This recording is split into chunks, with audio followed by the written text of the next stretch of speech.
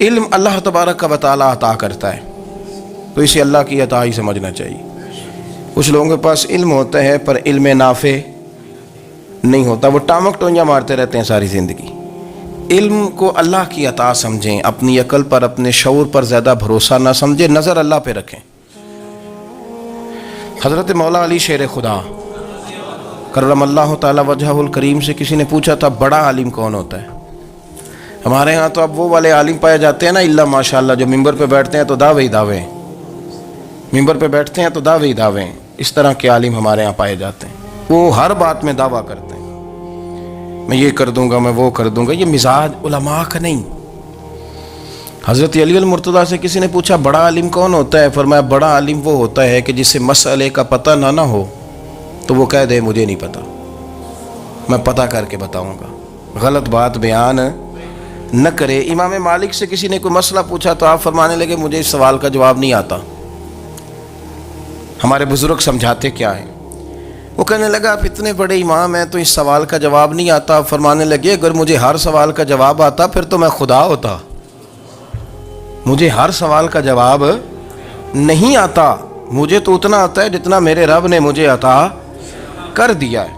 اپنی نظر اللہ پہ رکھیں، نکل آئیں اس معمے سے باہر کہ میں کوئی بلا ہوں، مجھے بڑا پتہ ہے، میرے پاس 6 ڈگریاں ہیں، مجھے 10 جگہ پہ تدریس کا شغف حاصل ہے، اس سے نکلیں باہر۔ قرآن مجید دیکھیے گا، اللہ تعالیٰ نے ارادہ قدرت فرمایا کہ میں حضرت آدم کو بناؤں گا، پھر بنانے کے بعد فرمایا فرشتوں سجدہ کرو آدم کو، سب نے سجدہ کیا الا ابلیس ابا واستکبر وکان من الکافرین، سب نے سجدہ کیا سوائے ابلیس کے، اس نے انکار بھی کیا، تکبر بھی کیا اور کافروں میں سے ہو گیا۔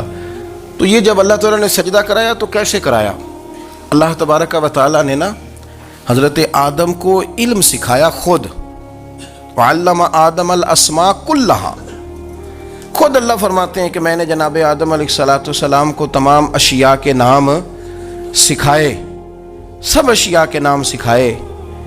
تو وہ چیزیں پھر میں نے نا، اللہ فرماتے ہیں میں نے فرشتوں پہ پیش کی، میں نے کہا کہ بتاؤ ان کے نام کیا ہے، تو فرشتوں نے جو جواب دیا وہ سمجھنے والا ہے۔ اللہ نے چونکہ خود علم سکھایا تھا حضرت آدم کو، جناب آدم سکھایا تھا لیکن فرشتوں کو نہیں سکھایا تھا، تو اللہ کریم نے فرمایا فرشتوں یہ بتاؤ ان چیزوں کے نام کیا ہیں؟ تو فرشتے کیا کہتے ہیں؟ فرشتے عرض کرتے ہیں قالوا سبحانک لا علم لنا۔ آپ کبھی یقین کریں اس چیز کی لذت لیں تو مزہ آ جائے۔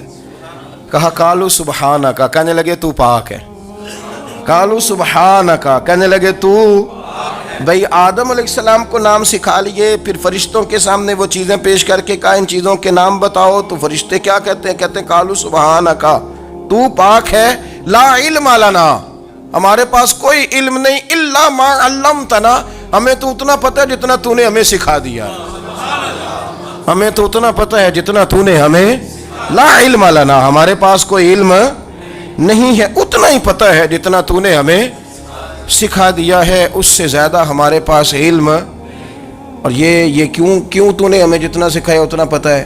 فرشتے یہ نہیں کہتے یا اللہ تو زیادہ سکھا، آدم کو دیا تو ہمیں بھی دے، یہ نہیں فرمایا، فرمایا انک انت العلیم الحکیم، اے اللہ تو علم والا بھی ہے اور حکمت والا بھی ہے، تجھے پتہ ہے کس کو کتنا دینا ہے، جتنا تو نے مناسب سمجھا جناب آدم کو دیا، اور جتنا تو نے بہتر سمجھا وہ تو نے ہمیں عطا فرمایا۔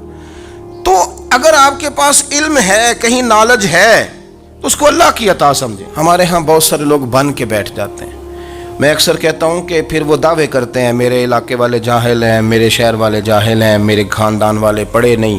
یہ آپ کا دعویٰ ہے، یہ آپ کو خراب کر دے گا۔ ہم نے بہت سارے ایسے لوگ دیکھے جو بہت بڑے عالم تھے، لیکن اللہ جب لینے پہ آیا تو عقل ہی لے گیا، شعور ہی چلا گیا، حافظے ختم ہو گئے۔ آپ دیکھتے ہیں بڑھاپے میں کچھ لوگ ایسے ہوتے ہیں کہ جن کو یہ بھی یاد نہیں رہتا کہ میرا نام کیا ہے، میں کہاں ہوں، مجھے کدھر جانا ہے۔ تو اس وقت سے اللہ کی پناہ مانگیں اور اپنی نظر اپنے رب کریم کی جانب رکھیں، اللہ کی جانب اپنی نظر کو مبذول رکھیں۔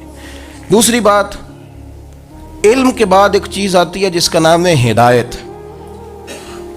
جس کا نام ہے تقوی، جس کا نام ہے پرہیزگاری، جس کا نام ہے عمل، عبادت، ریاضت۔ یہ بھی اسی وقت ہی نصیب ہوتی ہے جب میرا رب کریم نصیب فرما دیتا ہے۔ ہم نے نا نیکی کا اپنا سٹیٹس بنا لیا ہے، اپنا اپنا معیار بنا لیا ہے. کچھ لوگ کہتے ہیں کہ جناب مسجد میں سیمنٹ کا توڑا دینے سے بہتر ہے کسی غریب کو آٹے کا تھیلا دے دو. اب اس نے اپنا مزاج بنا لیا نا نیکی کا, اس نے اپنا سٹیٹس بنا لیا ہے. میرا یہ سوال ہے کہ نبی پاک صلی اللہ تعالیٰ علیہ وسلم جب مدینہ شریف آئے تھے تو حضور نے سب سے پہلے غریبوں میں آٹا تقسیم کیا تھا کہ سب سے پہلے مسجد بنائی تھی؟ کیا عجیب لوگوں کا رنگ ہے. اپنی مرضی کی ہدایت, اپنی مرضی کا تقوی, اپنی مرضی کا معیار. مسجد کوئی بڑا چھوٹا خطیب بھی میری طرح کا ہو نا, تو وہ مسجد میں بیٹھ کے جب نبی پاک کی بات کرتا ہے تو کہتا ہے میرے رسول پاک غریبوں کا سہارا بن کے آئے. وہ غریبوں کی بات کرتا ہے, مسکینوں کی, لاچاروں کی, کمزوروں کی بات. تو مسجد ہی تو وہ ادارہ ہے جہاں سے غریبوں کی بات ہو رہی. تو اب لوگوں نے غریب کو اور مسجد کو لڑانا شروع کر دیا. اس کو لڑاؤ کہ مسجد میں پیسے دینے سے بہتر ہے آپ غریب کو آٹے کا تھیلا دے دیں. آپ یہ کیوں نہیں کہتے کہ مسجد میں بھی آپ توڑا دیں ایک سیمنٹ کا اور ساتھ غریب کو بھی خدمت کریں؟ یہ کیوں نہیں تقویٰ؟ اپنی اپنی مرضی کا مزاج, اپنی اپنی.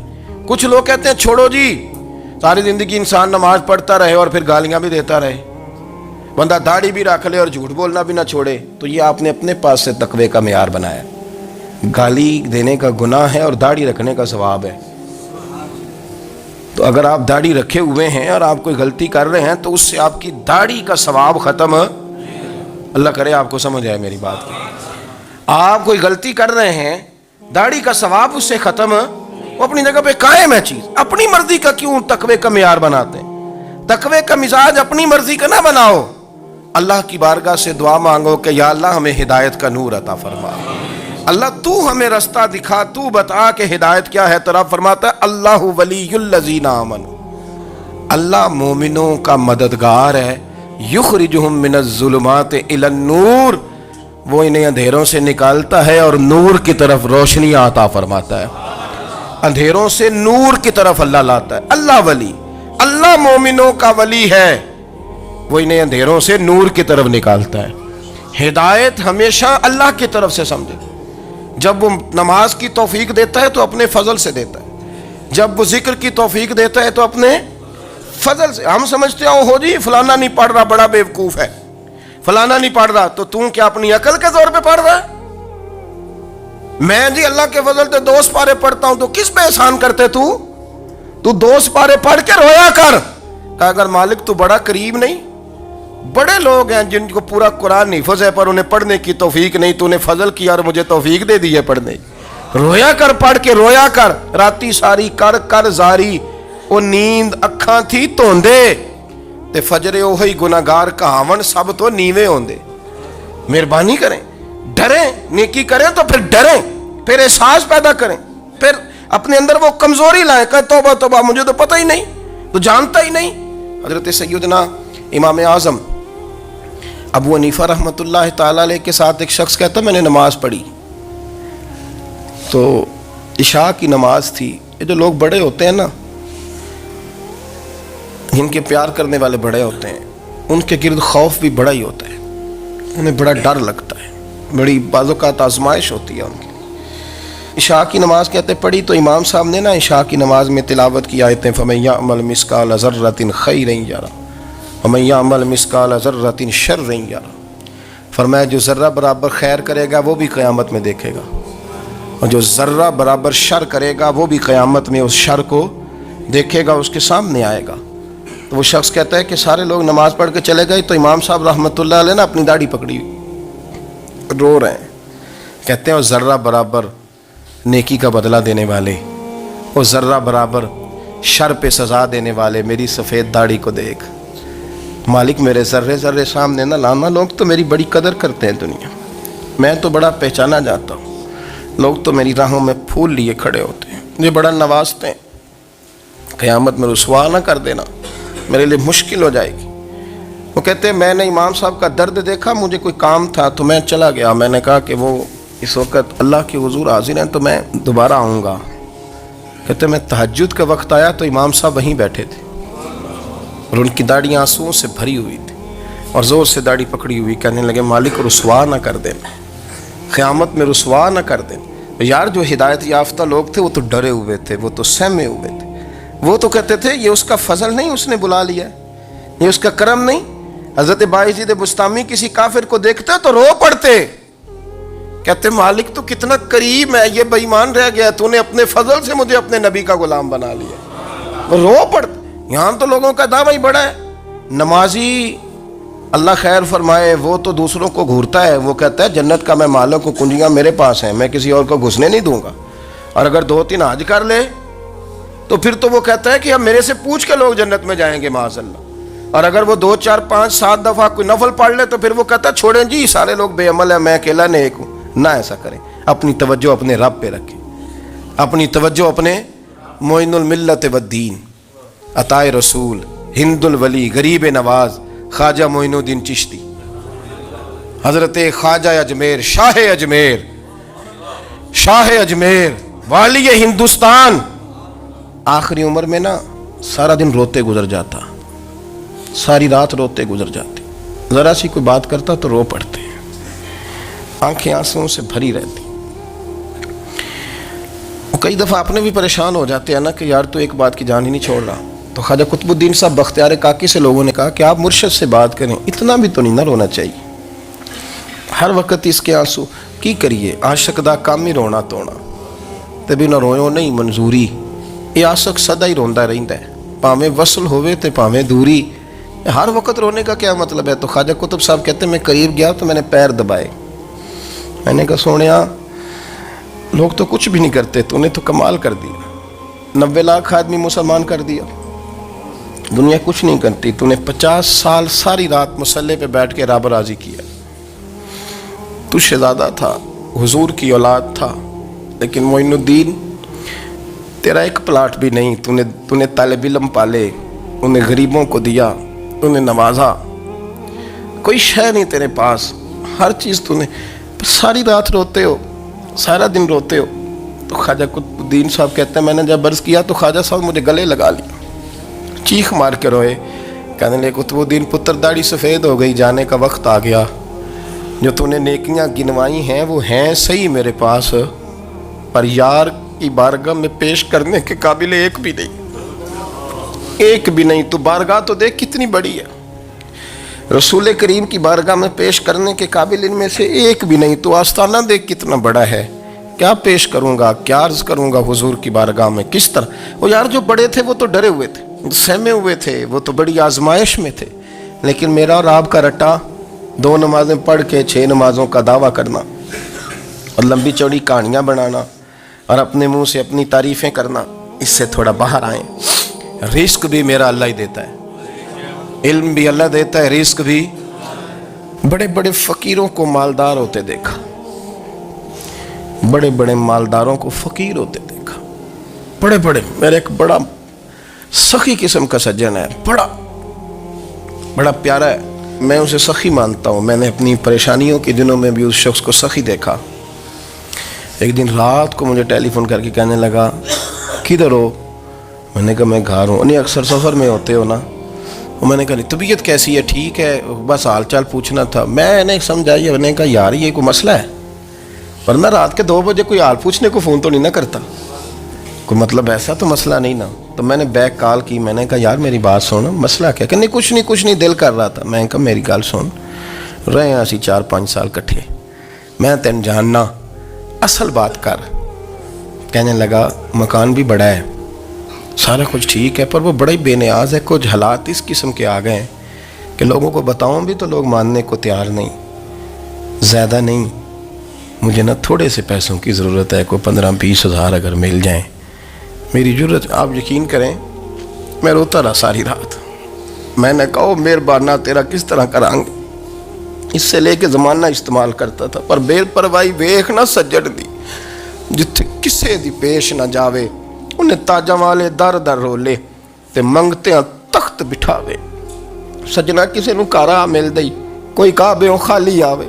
واللہ خیر الرازقین, وہ کہتے تو دائیں بائیں نہ جا, رزق تو تجھے میں دوں گا, میں ہوں بہتر رزق دینے والا. بڑے بڑے بادشاہ, بڑے بڑے شہنشاہ, بڑے بڑے لوگ, ہاتھوں میں کاسے, فقیریاں. ام ربیعہ کہا کرتی تھیں, بڑی نیک اور صالح خاتون تھیں. وہ کہتی ہیں کہ میں نا بڑے امیر آدمی کی بیوی تھی, अपने शौहर के साथ छत पे बैठी थी तो नीचे फ़कीर मांगने वाला आया। उसने बड़े दर्द से सदा की तो मैंने अपने शौहर से कहा कुछ देने का, दफ़ा कर, इन लोगों ने धंधा बनाया हुआ है।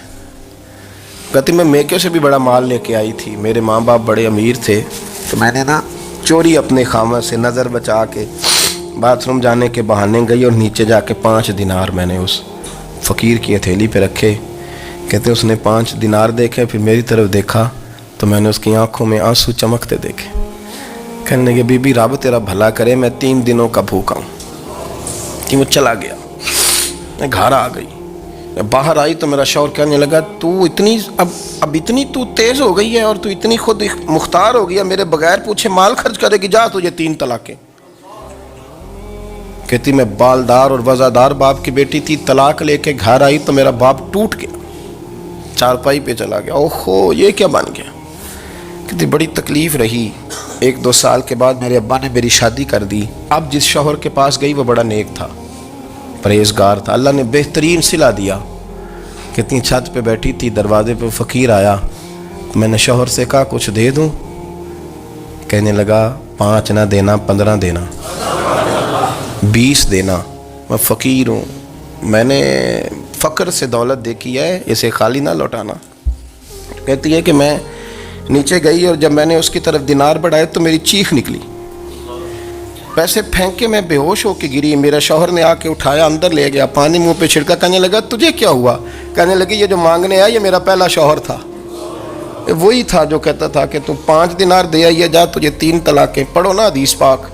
मेरे नबी पाक अलैहिस्सलाम ने फरमाया एक बंदा गंजा था, गंजा, कोई तरतीब आगे पीछे हो जाए तो मफ़हूम के लिहाज से, लेकिन मैं मफ़हूम उसका वाज़े करता हूँ। एक गंजा था, कोई शय नहीं थी, सर पे बाल भी नहीं थे, रोया करता था। अल्लाह ताला ने फ़रिश्ते को भेजा, तुझे क्या चाहिए। तो कहने लगा बाल आ जाए और थोड़ा माल आ जाए। फ़रिश्ते ने हाथ फेरा तो बाल भी आ गए तो बकरियां भी आ गईं, लाइनें लग गईं, माल ही माल हो गए। दूसरे के पास गया, वो कोड़ा था, उसको जाके कहा क्या चाहिए। कहने लगा शिफा हो जाए और कुछ अल्लाह ताला आसानी कर दे। शिफा भी हो गई, गायें भी दे दी, भैंसें भी दे दी, माल ही माल हो गई। फिर एक के पास गया, वो अंधा था, तुझे क्या चाहिए। उसने कहा आँखें मिल जाए और कुछ साथ अल्लाह माल दे दे। ऊँट ही ऊँट हो गए। जब बड़ा नवाज दिया तो फिर मालिक ने इम्तिहान लेने का इरादा किया। यारी तेरी सोना है पर आजमाइशां भी तेरियां अग, आजमाइशां तेरियां, सही कह रहा हूँ, आजमाइशां तेरियां, यारी तेरी सोना है पर आजमाइशां तेरियां। ये सोना परखिया जावंदा ही पहलो ना लगा दे लग। अल्लाह ने फरमाया आजमाइश करो। सबसे पहले गंजे के पास आए, उसे कहा अल्लाह के रास्ते में कुछ देखने लगा, मेरे खर्चे ही बड़े, देखो तो सही कितनी मुश्किल में वक्त गुजारता हूँ, हाल ही कोई नहीं। तो उसने कहा मैंने तो सुना है तू गंजा और भूखा नंगा था। कहने लगा मैं तो जद्दी पुश्ती रही से आजम हूँ, तो ये किस पागल ने कहा है, भाग जा। उसने कहा अच्छा जैसे तू था वैसे ही हो जाए। खेत खलियान उजड़ गए, फिर से गंजा हो गया। हुजूर अलैहिस्सलाम फरमाने लगे, फिर वो उसके पास गया जो कोड़ा था, उसे कहा कुछ दे। कहने लगा खर्चे ही बड़े, अब पूछ लें किसी अमीर आदमी से, कहेगा चक्की के नीचे हाथ है मेरा, मेरे से ज़्यादा तो अब परेशान बंदा ही कोई नहीं। क्या बताऊँ आपको, इतना टैक्स है, इतना जुर्माना है, फलानी शय, बड़ा कुछ गिनवाते हैं लोग। उसने कहा मैंने तो सुना तो पहले कोड़ा था। उसने कहा जा दौड़ जा, मैं तो रईस आज़म हूँ, दादा भी परदादा भी और सारी नस्ल ही। उसने कहा अच्छा जैसे तू था वैसे ही हो जाए। फिर वो गया अंधे के पास और जाके कहा अल्लाह के नाम पे कुछ दे। तो कहने लगा रब के नाम पे, ये खड़े हैं ऊँट, जितने तेरे दिल करे ले जा। उसने कहा क्या माना इस बात का। कहने लगा यार तुझे क्या बताऊं, मैं तो अंधा था, मैंने तो कभी दुनिया देखी नहीं थी, फिर उस करीम ने फजल किया तो मुझे बड़ा कुछ दिखाया। मैं क्या बताऊं, मेरा दिल कर रहा है कह दूं कि फिर उसने काबा दिखाया, फिर उसने रोज़ा रसूल दिखाया, फिर उसने रियाजुल जन्ना के सजदे दिखाए, फिर उसने अपने महबूब के दरवाजे की रौनकें दिखाई। उसने बड़ा कुछ दिया, उसने बड़ा नवाजा। मेरे पास तो शायद मैं बदकार पुराना खादम, किसे दर मिली न टोई। एते वासफ यार ने नजर जो की थी, फिर वासफ वासफ ही होई। ये तो उसका करम हुआ। तो ये वो कहने लगा तू अल्लाह के नाम पे जान मांग, मैं वो भी देने को तैयार। मेरे पास तो शय कोई नहीं थी, मुझे तो अपना पता है, मैं तो कोई शय नहीं था, कुछ नहीं था मेरे पास। یہ تو ان کا کرم ہے کہ رخ ان کا ادھر ہے، اور مختصر سی میری کہانی ہے، یہ جو بھی ہے ان کی مہربانی ہے۔ تو وہ کہنے لگا میں بھی کچھ لینے نہیں آیا تھا، تیری آزمائش ہی کرنے آیا تھا، تیری عزتیں بھی سلامت رہیں گی، تیرا مال بھی سلامت رہے گا، تیری شفا بھی۔ اپنی زندگی میں کبھی بھی اللہ کی بارگاہ سے توجہ ادھر ادھر نہ کریں، چھوڑیں لوگ کیا کر رہے ہیں، دنیا کیا کہہ رہی، کبھی بھی اپنی توجہ دائیں۔ ہمارا یہ مسئلہ بن گیا کہ ہماری سیاست ہے، ہماری دنیا داری ہے، ہم بندوں کو راضی کرنا چاہتے ہیں، ہم دیکھتے ہیں کون کس طرح، اور آپ یقین کریں آپ تھک جائیں گے، بندے راضی نہیں ہوں گے، وہ نہیں راضی ہوتے۔ آپ ان کو منا کے لائیں گے تو ادھر والے نکل جائیں گے، ادھر کو منائیں گے تو ادھر والے نکل جائیں گے۔ اس چکر سے باہر آئیں، اس رب کو راضی کریں جو فرماتا ہے ان الذین آمنوا وعملوا الصالحات سیجعل لهم الرحمن ودا۔ فرمایا تو ایمان لانے کے بعد نیک عمل کر، میں لوگوں کے دلوں میں تیری محبت پیدا کر دوں۔ رحمان لوگوں کے دلوں میں محبت ڈال دے گا، اللہ لوگوں کے دلوں میں۔ اپنی نظر ہمیشہ اپنے رب پہ رکھیں، اتنی لمبی چوڑی دنیا داروں سے امیدیں نہ وابستہ کریں۔ میں نے دیکھا ہے لوگ کا سال ایسی کرتے ہیں، کبھی اس کے دروازے پہ کبھی اس کے دروازے پہ۔ ان چکروں سے باہر آئیں اور اپنے رب کی بارگاہ کی طرف توجہ کریں، استغفار شوق سے پڑھا کریں، اور اکیلے میں نا، اکیلے میں۔ حضرت رئیس المتکلمین مولانا نقی علی خان صاحب رحمۃ اللہ نے لکھا ہے کہ فرعون 500 سال حکومت کر گیا، یا تو 5 سال کی حکومت کی پیر لڑکھڑاتے ہیں، 500 سال۔ فرماتے اصل وجہ یہ تھی کہ دنیا جب سو جاتی تھی نا تو اوپر چادر لے کے تو مصلے پہ بیٹھ جاتا تھا اور ہاتھ باندھ کے کہتا تھا رب تو ہی ہے، میرا پردہ نہ کھولنا، مالک تو ہی ہے، کرم نوازی کرنا، میری پکڑ نہ کرنا۔ وہ بے ایمان ہو کے اگر 500 سال ہاتھ باندھے تو گزارا کر لیتا ہے، تو ایماندار ہے۔ پر مسئلہ یہ ہے کہ تو رات کو بکل مار کے ہاتھ نہیں نہ باندھتا، تو منت نہیں کرتا، تو استغفار نہیں کرتا، توبہ کریں تو بچے رہیں۔ وہ اتنی لمبی حکومت کر گیا چونکہ رات کو کہتا تھا مالک رب تو ہی ہے، لیکن مہربانی فرما، میری پکڑ نہ فرما، تو اللہ نے تو اس کو مہلت دے دی۔